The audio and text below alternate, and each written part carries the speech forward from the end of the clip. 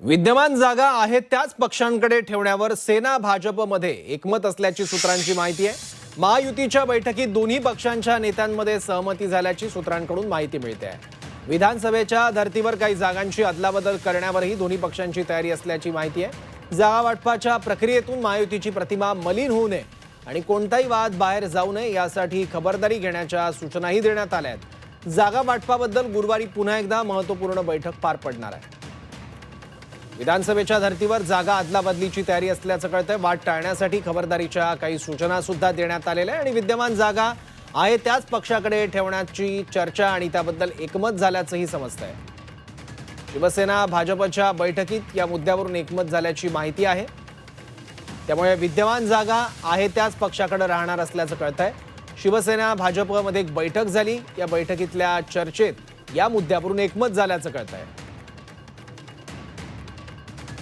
याबद्दल आणखी माहिती घेऊयात, आपले प्रतिनिधी ओम देशमुख आपल्या सोबत आहेत। ओम, सौरभ, आज महायुतीच्या मुंबईतल्या जागा वाटपाच्या अनुषंगाने पहिली बैठक पार पडली। अर्थात अत्यंत प्राथमिक स्वरूपाची ही बैठक होती। यामध्ये आकड्यांबद्दल कुठली चर्चा झाली की नाही याबद्दल अद्याप तरी स्पष्टता नाहीये, परंतु ज्या विद्यमान जागा भाजप आणि शिवसेनेकडे आहेत त्याच पक्षांकडे कायम राहतील याबद्दल दोन्ही पक्षांमध्ये एकमत झाले।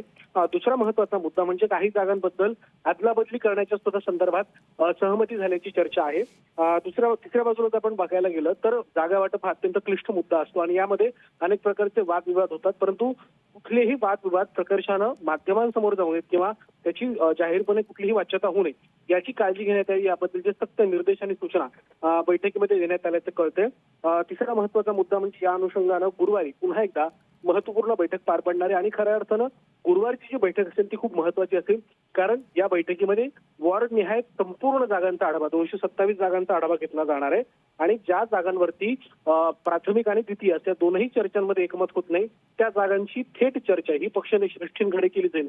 अर्थात राज्यातले दोन्ही पक्षांचे प्रदेश अध्यक्ष आणि मुख्यमंत्री देवेंद्र फडणवीस आणि उपमुख्यमंत्री एकनाथ शिंदे यांच्याच दरबारात या सगळ्या जागांचा तिढा जो सोडवला जाईल। त्यामुळे 3 फेऱ्या महायुतीच्या जागा वाटपाच्या होतील आणि यानंतर अवघ्या आठवड्याभराच्या आत महायुतीच्या जागा वाटपाचं जे काही सूत्र आहे त्यावर शिक्कामोर्तब होईल अशी माहिती आपल्याला सध्या मिळते। सौरभ, ठीक आहे। जागा वाटपाबद्दल नेमकी अंतिम काय चर्चा होते आणि त्यातून नेमकं काय सूत्र, कोणता फॉर्म्युला बाहेर येतोय बघावं लागेल। धन्यवाद ओम या माहितीबद्दल।